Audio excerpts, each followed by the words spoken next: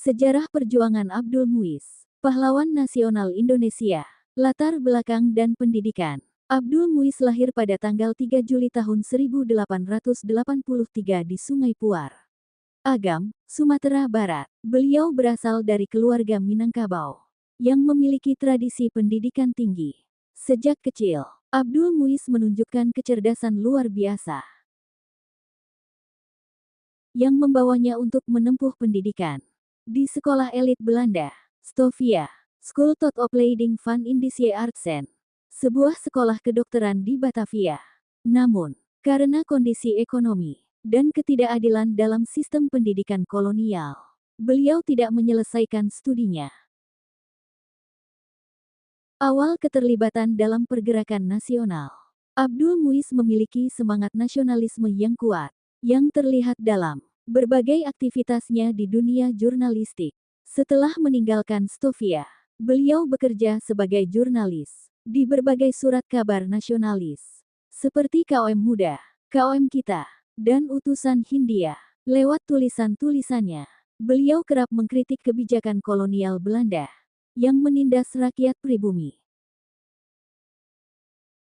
Keberaniannya dalam menulis membuat pemerintah kolonial khawatir, sehingga beliau diawasi ketat. Namun, hal ini tidak menyurutkan langkahnya untuk terus menyuarakan ketidakadilan yang terjadi di Hindia Belanda. Bergabung dengan Sarekat Islam pada tahun 1913, Abdul Muiz bergabung dengan Sarekat Islam atau SI, sebuah organisasi pergerakan nasional yang dipimpin oleh Haji Samanhudi, dan kemudian berkembang di bawah kepemimpinan Hos Cokroaminoto. Dalam organisasi ini, Abdul Muiz menunjukkan kepiawaiannya sebagai orator dan pemikir yang kritis terhadap sistem kolonialisme. Pada tahun 1917, pemerintah kolonial Belanda berencana mengerahkan tenaga pribumi untuk membantu Perang Dunia I.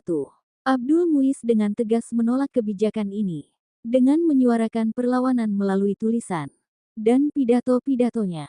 Akibatnya, pemerintah kolonial menganggapnya sebagai ancaman dan terus mengawasi gerak-geriknya. Perjuangan di Bandung dan aksi mogok buruh. Pada tahun 1923, Abdul Muiz memainkan peran penting dalam aksi mogok buruh besar-besaran di sebuah pabrik tekstil di Bandung. Para pekerja pribumi saat itu diperlakukan tidak adil, mendapatkan upah yang sangat rendah, dan mengalami eksploitasi yang kejam oleh pemilik pabrik yang kebanyakan orang Belanda dan Tionghoa. Abdul Muiz memimpin aksi protes ini untuk menuntut keadilan bagi para buruh. Aksi ini menarik perhatian luas dan membuat pemerintah kolonial semakin waspada terhadapnya. Akibat perjuangannya dalam membela hak-hak buruh, beliau ditangkap dan diasingkan ke Garut. Kiprah dalam sastra dan kebudayaan. Di pengasingannya di Garut, Abdul Muiz tidak berhenti berkarya. Salah satu kontribusi besarnya di dunia sastra adalah novel Salah Asuhan, yang diterbitkan pada tahun 1928. Novel ini mengangkat tema konflik budaya antara tradisi pribumi dan pengaruh Barat, serta dampak kolonialisme terhadap masyarakat Indonesia. Karya ini menjadi salah satu novel klasik dalam sastra Indonesia, dan terus dipelajari hingga saat ini. Peran dalam pergerakan menuju kemerdekaan. Meskipun diasingkan ke Garut, Abdul Muiz tetap aktif dalam dunia pergerakan nasional. Beliau terus menulis dan memberikan dukungan bagi perjuangan kemerdekaan. Ketika Indonesia akhirnya merdeka pada tahun 1945, beliau menjadi salah satu tokoh yang dihormati karena kontribusinya dalam membangun kesadaran nasional. Akhir hayat dan penghargaan. Abdul Muiz menghabiskan sisa hidupnya di Garut hingga wafat pada tanggal 17 Juni tahun 1959. Untuk menghormati jasa-jasanya, pemerintah Indonesia menganugerahkan gelar pahlawan nasional kepadanya pada tahun 1959. menjadikannya salah satu tokoh besar dalam sejarah Indonesia. Namanya juga diabadikan sebagai nama jalan di berbagai kota di Indonesia, serta menjadi nama kapal perang TNI AL. KRI Abdul Muiz.